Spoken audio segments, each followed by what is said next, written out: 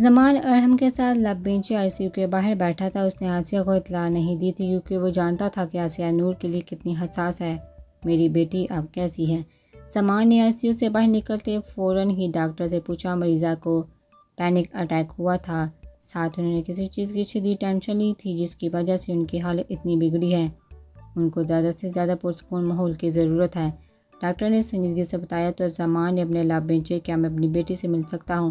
جی آپ مل سکتے ہیں، انہیں تھوڑی دیر تک کمرے میں شفٹ کر دیں گے، مگر ابھی ہم نے انہیں 24 گھنٹے بے ہوش ہی رکھنے کا سوچا ہے تاکہ مریضہ پرسکون رہے، ورنہ دوبارہ ٹینشن لینا ان کے لیے خطرناک ثابت ہو سکتا ہے۔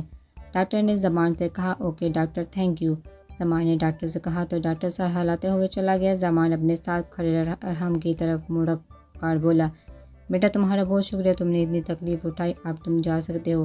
اٹس اوکے انکل، یہ تو میرا فرض تھا، اور انشاءاللہ کل میں نور سے ملنے آؤں گا، اللہ حافظ۔ ارحم زمان سے ہاتھ ملاتے ہوئے بولا اور ہسپتال سے چلا گیا۔ زمان نے ارحم کو جاتے دیکھ کر اس کی پشت کو دیکھا اور گہرا سانس لیا۔ نور سے ملنے چلے گئے۔ زمان کی ایک غلطی نے ان کے ہنستے بستے گھر کا شیرازہ بکھیر دیا تھا۔ منہاج اپنا ایک گارڈ ہسپتال میں تحریم کے پاس چھوڑ کر آ گیا تھا۔ ابراہیم سے اس کی زیادہ بات نہیں ہوئی تھی۔ ابراہیم نے تو اسے صاف منع کر دیا تھا کہ اپنا گارڈ واپس لے جائے، مگر منہاج نے اس کی بات انسنی کر دی۔ وہ اپنے گارڈ کے پاس چھوڑ کر واپس آ گیا۔ سر جہاں سے آبر گولی چلانے کی کوشش کی گئی تھی وہاں سے ایک کارڈ ملا ہے۔ منہاج ابھی فریش ہو کے آیا ہی تھا جب حاشر اس کے کمرے میں داخل ہوا اور اسے بتایا۔ کیسا کارڈ؟ منہاج نے اپنے بالوں کو تولیے سے صاف کرتے ہوئے پوچھا۔ سر اس کارڈ میں ایول کوئین کا نام لکھا ہوا تھا، اور ابھی مجھے پتہ چلا ہے کہ ایول کوئین نے پچھلے دنوں 3 قتل کیے ہیں، لیکن وہ مجھے کیوں مارنا چاہتی ہے؟ یہی تو بات سر مجھے سمجھ میں نہیں آ رہی کہ وہ آپ کیوں مارنا چاہتی ہے۔ حاشر نے منہاج کی بات سن کر کہا، 1 گھنٹے کے اندر مجھے ان 3 لوگوں کی ساری معلومات چاہیے جسے اس ایول کوئین نے مارا ہے۔ منہاج بیڈ سائڈ پر دراز سے اپنی سگریٹ کی ڈبی نکال کر اس میں سے ایک سگریٹ نکال کر سلگاتا ہوا بولا۔ وہ صرف اسی وقت ہی سگریٹ پیتا تھا جب اسے کچھ سوچنا ہو یا پھر وہ پریشان ہو کہ سر۔ حاشر منہاج سے بول کر اس کے کمرے میں چلا گیا۔ منہاج نے سگریٹ کا ایک گہرا کش لیتے ہوئے اپنے سوچوں کے گورے دوڑانے شروع کر دیا۔ تحریم کے ہوش میں آتے ہی ابراہیم فوراً اندر تحریم سے ملنے گیا، جو ابراہیم کے اندر داخل ہونے پر زرد رنگت سے اس کی طرف دیکھ رہی تھی۔ تحریم اب کیسا محسوس کر رہی ہو؟ بازو میں زیادہ درد تو نہیں ہو رہا؟ ابراہیم نے تحریم کے سر پر شفقت سے ہاتھ رکھ کر پوچھا۔ میں بالکل ٹھیک ہوں بھائی، بس تھوڑا درد ہو رہا ہے، وہ مسکرا کر بولی۔ فی الحال تم ٹھیک ہو جاؤ، اس کے بعد ہم آج تمہارے ہیڈ والے ایکٹ پر بات کریں گے۔ ابراہیم نے اس کے چہرے پر مسکراہٹ دیکھی تو پرسکون ہو گیا۔ اللہ بھائی، میں نے تو کسی بھلے انسان کی جان بچائی ہے۔ تحریم ابراہیم کی بات پر منہ بنا کر بولی، اور تم نے جس بھلے انسان کی ہاتھ تک گولی کھائی ہے اسے تمہاری کوئی پرواہ نہیں، وہ تو مزے سے اپنے گھر میں موجود ہے۔ ابراہیم نے جھنجھلا کر اس کا زرد چہرہ دیکھ کے کہا، کوئی بات نہیں، کم از کم مجھے اتنی خوشی ہے کہ میں نے ایک شخص کی جان بچا لی ہے۔ اور یہ بتائیے کہ مانو کو اسکول سے پک کر لیا تھا اور بی اماں کو میرے بارے میں بتایا تو نہیں؟ تحریم ابراہیم سے بولی، ہاں بی اماں کو میں نے بتا دیا تھا، اور یہ بھی بتا دیا تھا کہ تم ٹھیک ہو، اور مینا مانو کو اسکول سے لے آئی تھی، اور تمہاری پیاری اسکوٹی یونیورسٹی میں ہی کہیں ہوگی۔ ابراہیم اس کی بات کی اس کے قریبی اسٹول پر بیٹھ گیا۔ ہائے اللہ، آپ نے میری پیاری اسکوٹی واپس نہیں بھجوائی بھائی، اگر اسے کچھ ہو گیا تو؟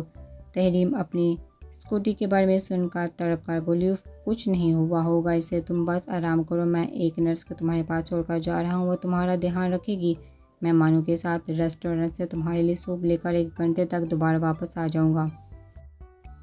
بی اماں نے بتایا تھا کہ مانو تم سے ملنے کی مسلسل ضد کر رہی ہے، اس وجہ سے لے کر آؤں گا۔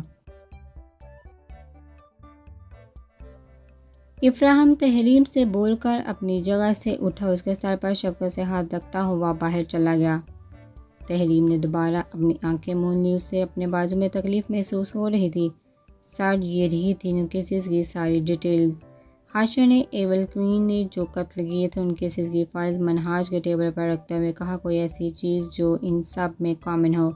منہاج نے فائلز کھولتے ہوئے ان پر سرسری نظر ڈال کر پوچھا، جی سر، پتہ چلا ہے کہ 3 ریپسٹ تھے، ان 3 پر کیس ہوا تھا، مگر ثبوت نہ ملنے یا پھر وکٹم کے پیچھے ہٹنے کی وجہ سے یہ لوگ آزاد گھوم رہے تھے۔ حاشر نے اسے تفصیل بتائی۔ انٹرسٹنگ۔ منہاج نے سگریٹ نکال کر سلگاتے ہوئے کرسی سے ٹیک لگا کر بولا، تمہیں پتہ ہے کہ اس نے مجھ پر حملہ کیوں کروایا؟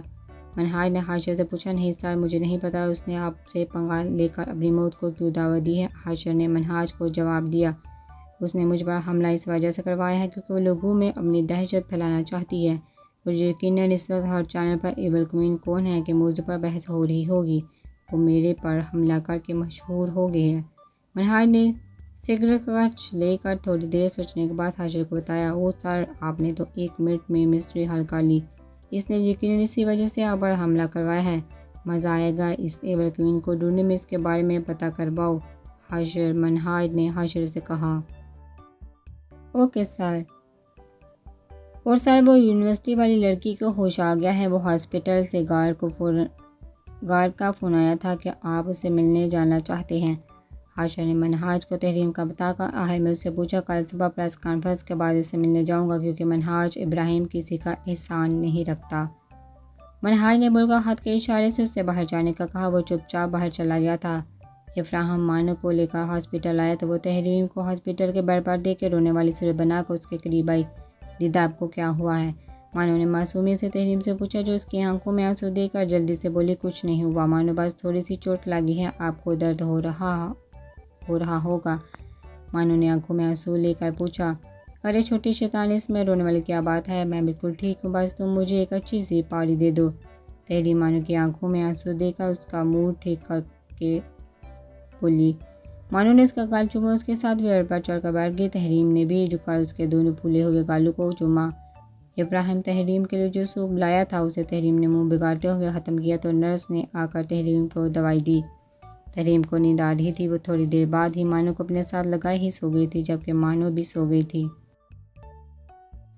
ابراہیم نے دونوں کو مسکراتے ہوئے دیکھا اور ان پر چادر درست کر کے صوفے پر لیٹ گیا کیونکہ اس کا ارادہ تحریم کے پاس رہنے کا ہی تھا۔ پھر کل شام تک تحریم نے ڈسچارج ہو جانا تھا۔ نور نے آہستہ سے اپنی آنکھیں کھولی تو اس کی نظریں اپنی دائیں جانب گئی جہاں آسیہ صوفے پر لیٹی ہوئی تھی، جبکہ زمان کھڑکی کے پاس کھڑا کسی سے فون پر بات کر رہا تھا۔ پانی۔ نور نے آہستہ آواز میں اپنے خشک ہونٹوں پر زبان پھیرتے ہوئے پانی مانگا۔ زمان فون بند کر کے مڑا تو نور کو ہوش میں آتے دیکھ فوراً اس کے پاس آیا۔ پانی۔ نور نے پھر کہا تو زمان نے سائڈ ٹیبل سے پانی کا گلاس اٹھا کر اس کے منہ کے ساتھ لگایا۔ اب کیسا محسوس کر رہی ہو؟ نور کے پانی پینے کے بعد زمان نے گلاس سر پر رکھتے ہوئے پوچھا، آپ فکر مت کریں، اتنی جلدی نہیں مرنے والی میں۔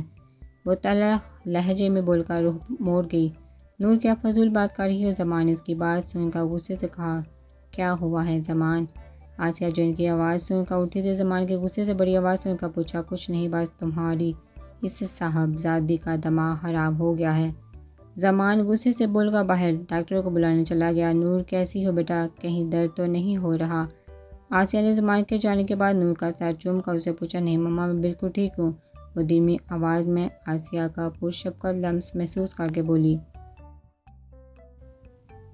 اپنے بابا سے ایسے بات مت کیا کرو نور، وہ تم سے بہت پیار کرتے ہیں مما، وہ اگر مجھ سے اتنی محبت کرتے تو کبھی بھی ابھی کو جانے نہ دیتے۔ نور آسیہ کی بات سن کر آنکھیں موندے بولی تو آسیہ نے آنکھوں میں جمع ہونے والی آنسو پر باندھ کر اپنا رخ موڑ لیا۔ انہیں بھی تو اپنی اولاد کی بے حد یاد آتی تھی، مگر کیا کرتی، مجبور تھی۔ دونوں باپ بیٹی کی ضد میں صرف وہ نور کی پس رہے تھے۔ بھائی یہ مانو کو آج میرے پاس ہی رہنے دے پلیز۔ تحریم سوپ پیتی ہوئی ابراہیم سے بولی، میں اسے تمہارے پاس چھوڑ تو جاؤں مگر تم جانتی ہو نا یہ کتنی شرارتی ہے، تمہیں 1 منٹ بھی آرام نہیں کرنے دے گی۔ ابراہیم نے تحریم سے کہا، بابا میں اچھی بچی ہوں، میں دیدا کو بالکل بھی تنگ نہیں کروں گی، پلیز آج مجھے دیدا کے پاس رہنے دے۔ مانو نے معصوم سا منہ بنا کر بولی، ہاں تمہیں تو بس اسکول سے چھٹی کرنے کا بہانہ چاہیے۔ ابراہیم مانو کو اٹھا کے اس کے پھولے ہوئے گال چوم کر بولا، بھائی سے رہنے دینا پلیز۔ تحریم نے ابراہیم سے کہا، وہ بولی سے پورا دن مرنا نہیں چاہتی تھی۔ ٹھیک ہے مانو، آج تمہارے پاس ہی رک جائے گی، لیکن اسے اس کمرے سے باہر مت جانے دینا، اور مانو اپنی دیدا کو تنگ مت کرنا، وہ بیمار ہے ابھی۔ ابراہیم پہلے تحریم سے پھر مانو سے بولا تو دونوں نے جھٹ سے اپنے اپنے سر ہلائے۔ ابراہیم ایک بار ڈاکٹر سے بات کر کے ان دونوں کو چھوڑ کر چلا گیا۔ شہبار سکندر کروفر سے صوفے پر ہاتھ جمائے بیٹھا اپنے سامنے ٹی وی پر منہاج ابراہیم کی لائیو پریس کانفرنس دیکھ رہا تھا۔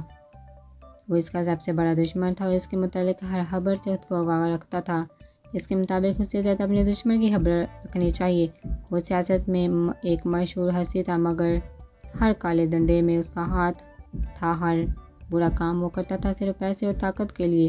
وہ طاقت کے نشے میں ہمیشہ چور رہتا تھا، اپنے آگے غریب کو کچھ نہیں سمجھتا تھا۔ اس کی صرف ایک کمزوری تھی اور وہ تھی اس کی اکلوتی بیٹی ایمان، جس نے کبھی اپنے کالے کاموں کے بارے میں معلوم نہیں ہونے دیا تھا۔ اس کا ایک بیٹا جبران سکندر بھی تھا، جو اس کی طاقت تھا اور اس کے ہر برے کام میں قدم پر قدم اس کے ساتھ ہوتا تھا۔ ڈیڈ، شہوار سکندر کی بیٹی ایمان سیڑھیاں اتر کر اس کے پاس آ کر بولی۔ ہاں بولو سویٹی۔ شہوار نے ٹی وی سے نظر ہٹا کر ایمان کی طرف دیکھ کر مسکراتے ہوئے پوچھا، ڈیڈ میری دوستیں پکنک کے لیے جا رہی ہیں، کیا میں بھی چلی جاؤں؟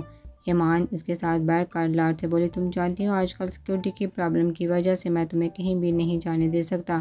شہوار نے سنجیدگی سے ایمان کو جواب دیا۔ ڈیڈ آپ اپنے کسی گارڈ کو میرے ساتھ بھیج دیں، پھر سیکیورٹی پرابلم نہیں رہے گا۔ ایمان کچھ سوچ کر بولی، جبکہ اس کی آنکھیں کچھ ضرورت سے زیادہ ہی چمک رہی تھی۔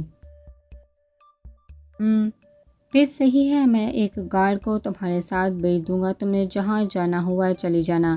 شہوار مسکراتا ہوا ایمان سے بولا، جس نے مسکراتے ہوئے اسے گلے سے لگا لیا۔ Thank you so much dad, وہ بول کر جلدی سے اپنے کمرے کی طرف بھاگے تاکہ اپنی دوستوں کو بتا سکے۔ شہوار نے مسکرا کر اسے جاتے دیکھ کر دوبارہ اپنا رخ ٹی وی کی طرف موڑ لیا، مگر اب پریس کانفرنس ختم ہو گئی تھی اور ہم نور سے ہاسپٹل ملنے جانے سے پہلے اپنے سیکرٹ اپارٹمنٹ میں آیا، جہاں ایجنٹ 201 اس کا انتظار کر رہی تھی۔ وہ غصے سے بڑا اپارٹمنٹ میں داخل ہو کر کمرے میں گیا جہاں ایجنٹ اس کا انتظار کر رہی تھی، اور ہم نے جاتے ہی ایجنٹ کو دیکھا جو خود گھبرائی ہوئی بیٹھی تھی، اور ہم نے غصے سے اسے گلے سے پکڑا اور غصے سے ڈانٹتے ہوئے بولا، میں نے کہا تھا اسے دوبارہ تنگ مت کرنا، ورنہ نہ ہی اس کے دوبارہ قریب جانا۔ وہ اس وقت جتنی بری حالت میں ہاسپٹل میں موجود ہے، میرا دل کر رہا ہے اتنا ہی تمہیں نقصان پہنچاؤں۔ سر پلیز، مجھے سانس نہیں آ رہی ہے، ایجنٹ مشکل سے ارحم سے بولی، اور ہم نے ایک بار اس کا گلا زور سے دبایا اور اسے جھٹکے سے چھوڑا تو وہ سیدھی زمین پر گری۔ جتنا ہو سکے اپنے گروپ کو اس سے دور رکھنے کی کوشش کرو، ورنہ میرے قہر سے انہیں کوئی نہیں بچا سکتا۔ اور ہم غصے سے ایجنٹ سے بولی تو اس نے گہرے گہرے سانس لے کر اپنی سانس ہموار کرتے ہوئے بمشکل اپنا سر ہلایا۔ تمہیں جس کام کے لیے بھیجا ہے صرف وہی کام کرو، اور ہم اپنے بالوں میں ہاتھ پھیرتا ہوا بولا، سر آپ کی بھی غلطی ہے، اس دن آپ نے نور کو بچا کر یہ ظاہر کر دیا ہے کہ آپ کو اس کی بے فکر ہے، آپ کو اس کی بھی بے حد فکر ہے۔ اب جو بھی موقع ملے گا سب اسے نقصان پہنچائیں گے۔ ایجنٹ نے اپنا سانس ہموار کر کے اور ہم سے کہا، میں کچھ کرتا ہوں اس بارے میں تاکہ وہ دوبارہ نور کو نشانہ نہ بنائے، اور تم اب جا کر اپنا کام کرو۔ اور ہم جنجلاتا ہوا بولتا باہر چلا گیا۔ مانو فوراً چاکلیٹ لے کر میرے پاس آؤ۔ تحریم نے مانو کو اپنے پاس بلایا جو پورے کمرے میں بھاگ رہی تھی۔ تھوڑی دیر پہلے ہی ابراہیم نے ایک چھوٹا سا پیکٹ بھیجا تھا جس میں مانو کے لیے چاکلیٹس اور سنیکس تھے۔ تحریم کا چونکہ منہ کا ذائقہ صبح سے ہی خراب تھا، اب مانو کو چاکلیٹ کھاتے دیکھ کر اس کے منہ میں پانی آ رہا تھا۔ دیدا یہ آپ کے لیے اچھی نہیں ہے، مانو نے چاکلیٹ منہ میں ڈال کر تحریم سے کہا، جو اب اسے گھوٹے ہوئے اٹھنے کی کوشش کرنے لگی تھی۔ اب میں خود ہی اٹھ کر تمہارے پاس آتی ہوں، اور یاد رکھنا تمہیں پکڑنے کے بعد ایک بھی چاکلیٹ کھانے نہیں دوں گی، نہیں دیدا۔ مانو جو تحریم کو بولتے ہوئے پورے کمرے میں گھوم رہی تھی، منہاج کے کمرے میں داخل ہونے پر زور سے اسے بجی اور زمین پر گر گئی۔ دیدا، مانو کے گرنے پر فوراً تحریم بیٹھتے اٹھ کر مانو کے پاس بھاگی جس کے پاس پہلے ہی منہاج جھک چکا تھا۔ کچھ نہیں ہوا چھوٹے شیطان، تم تو اتنی بہادر ہو، اتنی چھوٹی بات پر روتے نہیں ہیں۔ تحریم نے مانو کو اپنے ساتھ لگاتے ہوئے اس کے آنسو صاف کرتے ہوئے بولا، آپ گندی ہے دیدا، میرا نام مانو ہے۔ وہ منہاج کے سامنے خود کو چھوٹے شیطان بولنے جانے پر سو کرتی ہوئی بولی، جبکہ وہ پوری کی پوری تحریم کے زخم والے بازو پر زور ڈالے بیٹھی تھی۔ چلو شاباش، اب اٹھو مانو، تحریم تکلیف سے لب بینچ کا مانو کو اٹھاتے ہوئے بولی۔ منہاج بھی اب کھڑا ہو چکا تھا۔ مانو تحریم کے کہنے پر فوراً اٹھی۔ منہاج نے تحریم کے چہرے پر تکلیف دہ تاثرات دیکھے تو اس کی نظر سیدھی اس کے بازو پر گئی جہاں ہاسپٹل کے گاؤن پر خون صاف دکھائی دے رہا تھا۔ حاشر، ڈاکٹر کو بلا کر لاؤ، منہاج نے حاشر سے کہا جو ابھی کمرے میں داخل ہوا تھا۔ حاشر دوبارہ کمرے سے نکل کر ڈاکٹر کو بلانے چلا گیا۔ تحریم نے منہاج کی بات سنی تو مانو کے ساتھ بیڈ پر بیٹھ گئی۔ کہیں چوٹ تو نہیں لگی مانو؟ تحریم نے اپنے ایک ہاتھ سے اس کے آنسو صاف کرتے ہوئے پوچھا، نہیں دیدا، میں بالکل ٹھیک ہوں۔ وہ سرخ ناک کے ساتھ معصومیت سے بولی۔ تحریم نے اس کا گال چوم کر اسے اپنے ساتھ لگایا۔ حاشر ڈاکٹر لے کر آیا تو منہاج نے ڈاکٹر کو تحریم کا زخم چیک کرنے کو کہا۔ ڈاکٹر نے دوبارہ تحریم کے بازو کو چیک کر کے اسے پٹی کی۔ وہ اسے بازو کو زیادہ ہلانے سے منع کرتے ہوئے چلا گیا۔ اب کمرے میں صرف مانو، تحریم، حاشر اور منہاج ہی تھے۔ تمہیں کل میری وجہ سے جو بھی چوٹ لگی ہے اس کے بدلے میں، اور میری جان بچانے کے بدلے تمہیں جو چاہیے وہ مجھے بتاؤ، تمہیں وہ چیز مل جائے گی۔ منہاج نے کمرے میں موجود صفحے پر بیٹھتے ہوئے پوچھا، مجھے آپ سے کچھ نہیں چاہیے، مجھے کل جو بہتر لگا تھا میں نے وہی کیا تھا۔ اگر مجھے کوئی بھی چیز چاہیے ہو میں خود ہی لے لوں گی۔ تحریم نے ماتھے پر بل ڈال کر منہاج سے کہا۔ اسے منہاج کی بات ناگوار گزری تھی۔ میں کسی کا احسان نہیں رکھتا اور ضروری نہیں کہ تم کوئی چیز ہی مانگو، تم کچھ بھی مانگ سکتی ہو، جیسے جاب وغیرہ۔ منہاج نے سنجیدگی سے تحریم سے کہا، میں 1 مہینے کے لیے آپ کی اسسٹنٹ بننا چاہتی ہوں تاکہ میں آپ کی موجودہ زندگی پر ایک آرٹیکل لکھ سکوں۔ تحریم سوچتی ہوئی بولی، ٹھیک ہے، 1 ہفتے بعد سے تم میرے 1 مہینے کے لیے اسسٹنٹ ہو۔ منہاج اس کی بات سن کر اٹھتا ہوا بولا اور چلا گیا۔ تحریم نے اس کی پشت کو گھورا اور اس کی نقل اتارتے ہوئے بولی، میں کسی کا احسان نہیں رکھتا۔ مانو تحریم کو منہاج کی طرف بولتی دیکھ کر ہنس پڑی۔ اب تحریم بھی مسکرانے لگی تھی۔ ارحم اس وقت نور سے ملنے ہاسپٹل آیا ہوا تھا۔ وہ کمرے میں داخل ہوا تو نور کو آسیہ بیگم سوپ پلا رہی تھی۔ اس نے بیڈ پر زرد رنگت لیے بیٹھے نور کی طرف دیکھا جو اسی کی طرف دیکھ رہی تھی۔ اس کی اگر مجبوری نہ ہوتی تو وہ اب تک ہانیہ اور رچا کے پورے گروپ کو زندہ کر دیتا۔ السلام علیکم آنٹی۔ ارحم نے مسکرا کر اپنے سر کو ہم دیتے ہوئے آسیہ کو سلام کیا۔ وعلیکم السلام بیٹا، آپ کون ہو؟ چونکہ آسیہ ارحم سے نہیں ملی تھی اس وجہ سے اس نے ارحم کی طرف انجان نظروں سے دیکھا۔ ماما، یہ میرے سر ہیں، بابا کے دوست کے بیٹے ہیں، نور نے دھیمی آواز میں آسیہ کو جواب دیا۔ میں بس نور کی طبیعت کا پوچھنے آیا تھا آنٹی، ارحم نے آسیہ سے کہا۔ آؤ بیٹا بیٹھو، دراصل میں نے تمہیں دیکھا نہیں تھا اس وجہ سے مجھے نہیں پتہ چلا۔ آسیہ نے ارحم کو بیٹھنے کا بولتے ہوئے کہا۔ کوئی بات نہیں آنٹی، اور اب نور تمہاری طبیعت کیسی ہے؟ ارحم نے پہلے آسیہ سے کہا اور پھر نور سے پوچھا۔ اب کافی بہتر ہوں سر، اس نے مسکرانے کی ناکام کوشش کرتے ہوئے دھیمی آواز میں کہا۔ چلو ٹھیک ہے، پھر تم اپنا دھیان رکھو، لیکچرز کی فکر مت کرنا، میں کسی اسٹوڈنٹ سے تمہارے لیے نوٹس لے لوں گا۔ ارحم اٹھتا ہوا بولا۔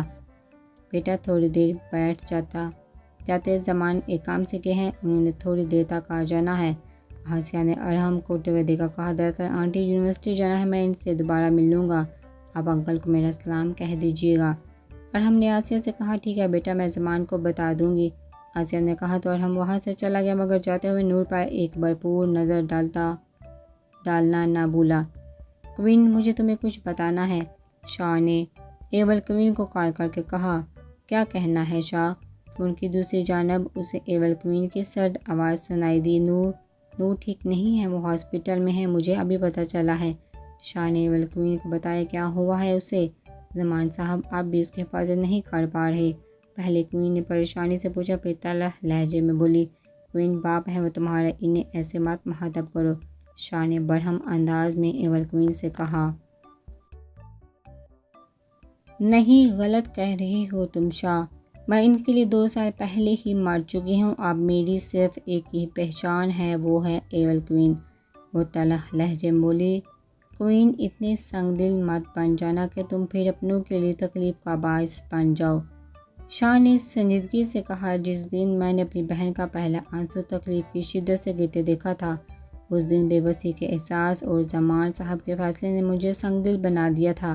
جب میں نے اپنا گھر چھوڑا تھا تب بھی میرے دل میں ایک کونا تھا جو نرم تھا، مگر اب میں اتنی سنگ دل اور بے رحم بن چکی ہوں کہ مجھے خود سے بھی خوف محسوس ہوتا ہے، اور میں اپنوں کے لیے ہی تکلیف کا باعث نہ بن جاؤں، ایول کوئن نے اسپاٹ سے لہجے میں کہا، جبکہ اس کے لہجے میں چھپا درد شاہ نے بخوبی محسوس کر لیا تھا۔ کوئن، مجھے بس اس وقت نور کے بارے میں جاننا تھا شاہ، کوئن نے شاہ کی بات کرتے ہوئے کہا۔ وہ ٹھیک ہے، سٹریس لینے کی وجہ سے بے ہوش ہوئی تھی اور کسی چیز نے اس کے ماضی کی یادوں کو ٹریگ کر دیا تھا، شاہ نے گہرا سانس لے کر کوئن کو بتایا۔ میں تم سے بعد میں بات کرتی ہوں، تم مجھے فی الحال نور کا نمبر میسج کر دو۔ ایول کوئن نے شاہ سے کہا۔ اس کے پاس نور کا نمبر اس وجہ سے نہیں تھا کیونکہ وہ جانتی تھی کہ وہ کسی بھی کمزور لمحے میں آ کر نور سے تو پھر اسے واپس جانا ہوگا اور فی الحال وہ اپنا مقصد پورا کیے بغیر واپس نہیں جانے والی تھی۔ اچھا میں تمہیں ابھی میسج کر دیتا ہوں اس کا نمبر، شاہ نے بول کر فون بند کر دیا۔